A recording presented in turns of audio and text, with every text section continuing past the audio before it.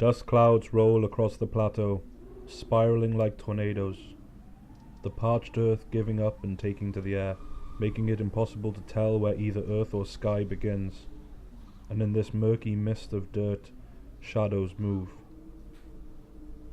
Things trudge along slowly, grumbling, huge and cumbersome, like oversized beetles crawling up a blade of grass, all in a line. Atop some of them are beacons, firing beams of bright light into the dust storm. They reach a high metal fence and halt. A gateway and a large metal arm stand in their way. From one of the hulks tumbles a large ape-like creature. It's a male. The male yelps in dismay, gathering himself up, then proceeding to kick the metal beast. From the dust cloud another one steps, offering a small electronic device to the angry man. After they howl at each other for about 20 seconds, the angry human wipes a small card across the later man's device. They turn around and head in opposite directions. Angry man climbs back into his hulk and brings life to the beast. Behind him a long row of similar hulks await. They let out a few blasts from their horns and roll through the gate. Inside the compound the storm dissipates slightly. Its sheltered position between the two limbs of the mountain behind was especially welcoming today. Within its expanse lay all that a human could ever need: food, drink, and company, and more besides. For the men in the long line of hulks it was like a pilgrimage. It was salvation.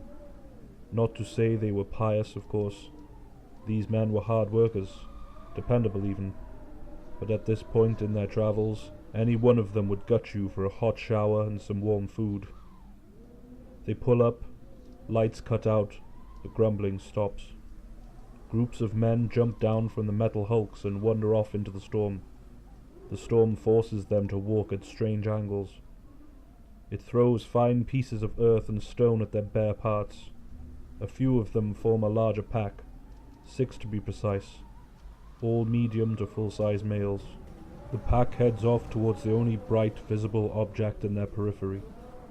They all see it, a large luminous red wire that spells out the word Salut. Into the clouds they hurry, with heads bowed for protection against the biting wind. They are completely oblivious when the luminous wire in the sky flickers and changes to say Saloon. The group rushes up to the area below the flickering light. A set of double doors beckon them. From the wilderness they arrive, stepping into a still environment, calm and quiet compared to the furious storm outside. A long bar runs along the wall on their right. The wall on the left has booths, and at the back there is a small dance floor with jukebox. A door leads off from the dance area to the WC's. Not much of an establishment, yet it holds all the items needed for a good time. Behind that long bar reside many, many forms of intoxicant, and in that jukebox hide the tunes needed to feel normal again. Each man approaches the bar. They call out to the drinksmith. He greets them and takes orders gladly, filling up glasses quickly and doling them out to the workers. The drinks are finished momentarily. A few of the men dash off to the WC's, while another demands a large purchase of alcohol. When the men come back with empty bladders, they are happy to see sets of pints waiting for them on the bar, still cold and refreshing. More glasses are emptied. Soon the place is littered with them. Hours later, music pumps from the small speakers around the dance floor. Colourful lights flash in time with the beat. The saloon has slowly filled. Most of the booths house a gang of drinkers. The seats that attach to the bar are all taken. The travellers have slowed their consumption of liquid now. The group of 6 males laugh and cheer with merry disregard. Serious, he ran up to me, started speaking, then he barfs all down the door of the truck. All I heard was, "The vibrations, the vibrations!" Then, bleh! One of the men shouts to his friend, the barman. It was fucking madness. Only God knows why that sucker's been taken. Too much wacky tobacco, I reckon. The barman chuckles, the type of reflex laugh that derives not from feeling humorous, but from feeling the need to appear humorous. He does not want to deter the drinker, but he has seen too much vomit to find it funny. From over his shoulder he hears the phone ring. Relief suddenly. A chance to move away from this dying conversation. The phone is quickly answered. From down the line he hears more orders. A person has been seen vaulting the fence and making their way to the compound. Get out there and look for the intruder. Take a weapon. The barman tries to argue, but is quickly rebuked. He puts the phone down and returns to the drinkers with a puzzled look on his face. "What's up, bro?" asks the drunk. "Intruder in the compound. I'm supposed to go look for him. I ain't going out in that shit. Tell the guys there. Get him to take a walk." The barman points at the other drinkers. When asked, they refuse outright. Some laugh at the thought. The message gets passed down the bar, each patron giving an excuse, until the last man is asked. He shrugs and says, "I don't think so." "Come on, you pussy. Just take a quick look-see," a drunk yells. The other drunks turn to gawp at the little man at the end of the bar. His shirt is different to theirs. White and clean, and he was drinking lemonade. An easy target for these hard workers. They cajole him, shouting obscenity after obscenity. The little man gives in. "Yeah, oh, okay, fine, I'll do it," he manages to say over the drunks. Quickly the barman thrusts a bat into his hands and motions towards the exit. After finishing the glass of lemonade, the smaller male accepts his task and leaves. Out of the relative comfort of the indoors, into the wilderness, into darkness. Only it isn't quite as wild as the man had expected. The winds have dropped. The evening seems to have calmed the weather. Dust clouds rush around him with no real threat. The lights of the compound visible now. Some flicker. You can see all the myriad of buildings, big and small. A car park with trucks and 4x4s lies before them. The roads, covered with sand and earth, run off into the night, and only the sound of wind registers in his ears. The little man casts an eye over the whole area. Nothing moves or draws attention. A muffled roar of laughter is heard from the saloon. He lets out a sigh. Then the man squats and picks up a small stone. With his left hand he throws it into the sky. When it falls, he swings at it with the bat. The rock fails to connect, dropping back onto the ground with a dull thud. He takes it up again, throwing it similarly to his first try.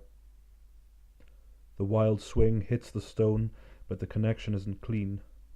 Through the dusted wind, up into the heavens, sailing on the breeze, then down, down quickly. The stone tumbles from the air into the car park, meeting the bonnet of some estate squarely. Alarms start to chirp. Lights flash too. "Not cool," grumbles the little man, turning to the double doors. He lunges away from the scene, to relative safety. Then he jumps in fright. A crack of gunfire. It echoes from the cabins to his right. Shock grips him.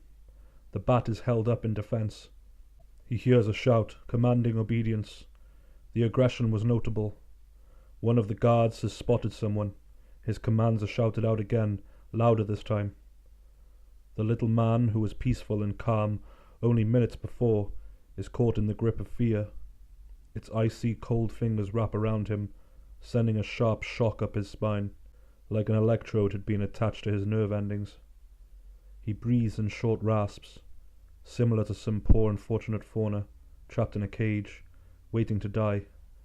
Chemicals release from the body's glands, readying him, providing him with the rush needed to escape. This fear-driven response, linking him with his past as a beast, comes in waves. They crash against his mind, forcing logic out, crumbling the foundations, knocking down the walls of his psyche. The years of programming, from his culture, his parents, his education, fall away, leaving behind the core of the man, the base urges, the primary instinct, that need to survive. Over the top of his own hysteria, he hears another voice, feminine yet harsh, both soft and strong. It cuts through the malaise in his mind, calming him, supporting his rational human parts. The need to run is gone. A greater need supersedes it. With her words still humming in his ears, he runs to the scene, past the car park, with alarms still calling out, around the corner of the closest cabin, into the darkened alleyway. The smell of spent bullets hits him first, sweet, tangy and acrid, but strangely Moorish. This is before he sees the security guard. Stood rigid in an attacking position, gun pointed down the alley, eyes trained on a pile of cardboard boxes, the man reacts as he sees the shadows move around him, quickly glancing over his shoulder to check. A small nod from the little man shows understanding of the situation. The guard nods back. "Come out here! Show me your hands! I know you hear me! Stand up!" The guard shouts with less animosity than before. Having another man at his side makes his job a lot easier. A partner of sorts. He motions at the boxes with the tip of his gun. "Go over. I've got your back." "What?" mouths the little man. "Move now!"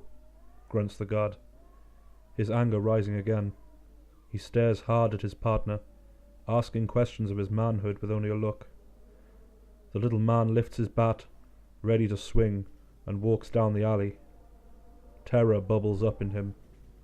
The cold hand of fear runs its fingers down his back again. At the boxes he slows. The final step will reveal the source of his fear.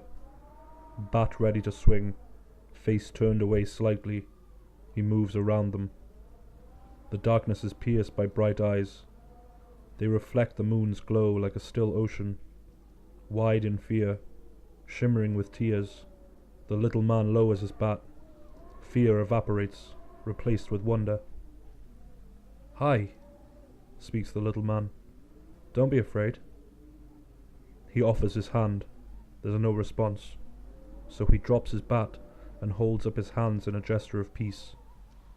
The thing in the darkness moves slowly, growing from a small shaking mass of darkness to a tall, thin shadow.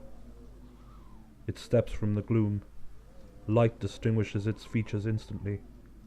Before the men stands a young woman, clothed in the fashion of the local tribes. She wears a choker of leather, imprinted with patterns, with a small white stone at its centre, and in her hand she holds a bottle of whiskey, with the words, "Finest Kentucky Bourbon," visible on the label. The little man smiles faintly as he takes in the woman. She is sad and quite drunk. It's night time, and there's a dust storm blowing, but he can still see her purity, her grace. She was not buxom or voluptuous. There was no sign of her character or personality, yet he is left in awe. Lights flicker into life. A small room with a table and 2 chairs becomes illuminated. The door swings open. 2 men hold the young woman by her arms. She struggles, to no avail, trying to work her way free of these louts. The men laugh with derision. She's pushed down onto the chair and left. Doors slammed and locked. Through its circular window the men make rude gestures. Their taunts and giggling are still audible as they walk away, leaving the girl to stew. Tears pool under her eyes. Her lower lip trembles. She looks around at the bland holding cell. A wooden table with 2 metal chairs. No comfort is to be found. After nearly an hour in the room, a man appears at the door, bringing both relief and tension. She greets the sight of another human, but dreads what it may do to her. He is large and powerful, wearing clothes synonymous with the armed forces. The man steps into the room, seating himself across from the girl. A stack of papers are dropped on the table, and a thin metal pen is pulled from the large man's shirt pocket. "Good day to you, miss. Now, I'm going to ask you some questions. I need you to answer them for me. Okay?" The man scribbles something on the top sheet of paper before looking up at the girl. "Well?" he asks. "Are you ready?" The girl hears his words, but they mean nothing to her. He speaks in the tongue of the oppressors, not her native language. not the language of the locals. She tries to speak, but the man holds up a hand to stop her. You don't speak English. Well, well, well. What am I going to do with you, eh? He sighs. A small hand radio is pulled from the man's belt. He presses the call button and asks for a translator to be sent. The operator confirms the order and rings off. He won't be long. Unless the guy's been drinking, then we'll have to wait for an age. We'll be here till morning. The guard smiles at her. She dares not look back at him, preferring to stare at the carpet. The pair sit silently. He drums his fingers on the tabletop. Then the pen is taken up and he continues to fill in the forms. Before he can complete the first page, another man knocks at the door. Ah, here we go. Come in, Kate. The large guard shouts. The door opens, revealing a wiry fellow of medium height. He smiles too, though it makes the girl feel uneasy. It is not the smile of a happy man. She reacts to his smell too. Bodily odor taints the room's air, making every breath a test of her gag reflex. I need you to ask her some questions, right? Name, age, where she's from, why she's here. Got it? The large man asks his peer. Musa, you only ring me when you want me to do something for you. Never to say hello, my friend. That's not right, man. The smaller man speaks with a wavering tone. He laughs at his own words, then turns to the girl. His partner rolls his eyes. So you're the intruder. Naughty, naughty. You are a bad girl. The man named Kay laughs again. This time he's cut off by the guard. Just ask the questions, Kay. I have no time for your jokes, shouts the guard. A vein on his temple rises up from his skin. His muscled neck tenses, making his emotions obvious. Yes, sir. Okay, sir. Damn, you are angry this evening. Probably 'cause you haven't stuck it in anyone for months. You should just go take a bathroom break. Jerk that tension out of your... Shut the fuck up. I will slap that fucking smile off your face if you keep talking shit. Just do your job. I don't want to be here all evening with you. The large guard screams into the smaller man's face. Spit and sweat spray across the table. The girl flinches at his vicious words. All right, man, be calm. I'm doing it. The smaller man struggles to look in control of his emotions. His smile is tragic, fueled by fear only, painted on. He looks down at the sheet, then starts to speak in the girl's tongue. First her name, then her age, finally her address, or rather, the locale of her home. The details are recorded quickly by the man. Finally he asks the girl why she broke into the compound. Was she a thief? Was she lost? At first, words fail her.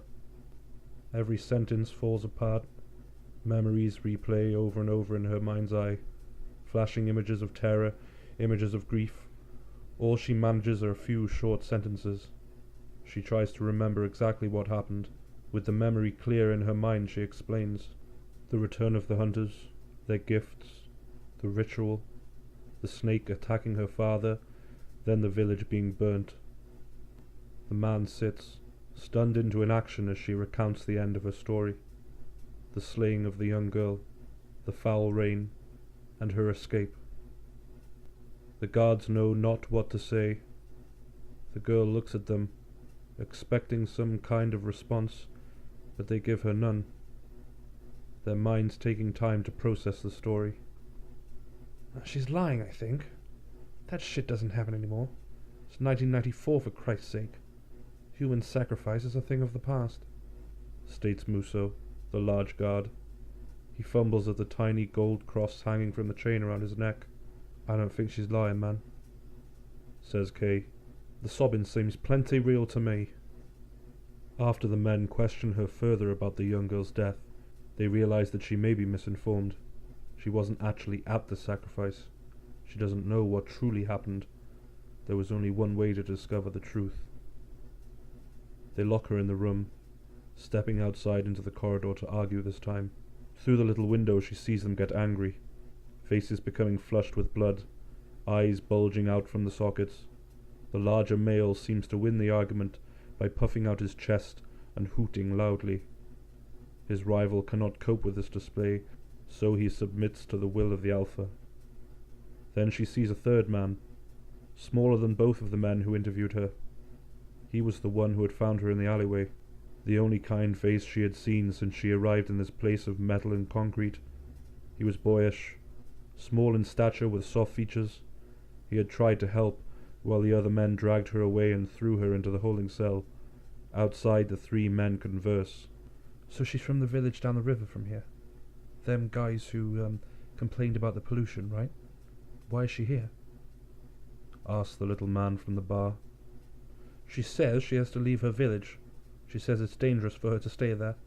Something about her being used to perform rituals on young girls. She doesn't want to kill any, Musso says before being interrupted. Wait, what rituals? Questions the little man. Ezra, my friend, she told us that her father has killed a young girl from her village. It was a sacrifice to their god. Crazy, huh? Musso says. What the fuck? You're messing with me. That still happens round here. Ezra, the little man, says in dismay. Apparently so. They still think witches and evil spirits roam the world. But we should probably go find out what's up. The girl says she wants us to go there with her, for protection, I guess. She says they would force her to sacrifice another girl. Kay interjects. Fuck that noise, man. These animals need to be put down. Killing kids is wrong. It's fucking disgusting. But screwing them is fine, right, Kay? The two guards leer at each other. A private, silent conversation is had, using only their eyes and facial expressions.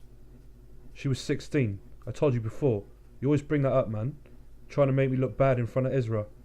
Shouts Kay. You make yourself look bad, Musso says in response. The men argue for another 5 minutes before Ezra pleads with them to stop. They calm down, letting the urge to scream and shout filter out of their bodies. The warm pressure they feel in their diaphragms is allowed to cool. Thankfully it is late, and there are no other humans around to see their distasteful scene. They decide to sleep, get up early in the morning, and run the girl out to her village to see what's going on. Ezra wishes them a good night, and watches as his friends Musso and Kay head off in different directions. He waits for them to leave. Then, with sly movements, he pulls a key from his pocket and opens the door. He slips away down the hall to another room. Then he returns with a plate and a bedsheet stuck under his arm. He enters the room under the gaze of the young woman. Here, I've got you some ham sandwiches and a Coke. I hope that's okay. He waits for an answer, but none is offered. The woman looks down at the meal. She lifts the top piece of bread off the sandwich and pulls the ham from within. Ezra chuckles quietly. He realizes that she has never seen a meal like this. It is a meal of the oppressors. That's ham. It's, pig, you know? He honks like a swine, pushing his nose up to help her better understand. His strange charade works. The woman takes a bite. Next he shows her how to open the can. The sound of it popping open with the fizzing that follows are all new to her. Ezra laughs out loud as she sniffs at the drink. It is drunk slowly. The man sees a smile on the girl's face. It warms him to know that she is feeling better. Well, I need to leave now. I'll bring you something more appropriate to eat in the morning. And here's a blanket. He looks around the room. There is nowhere comfortable to sleep. I'm sorry there's no bed, mumbles Ezra. He leaves the woman, locking the door behind him. She stares at the little window, waiting, expecting someone to let her out.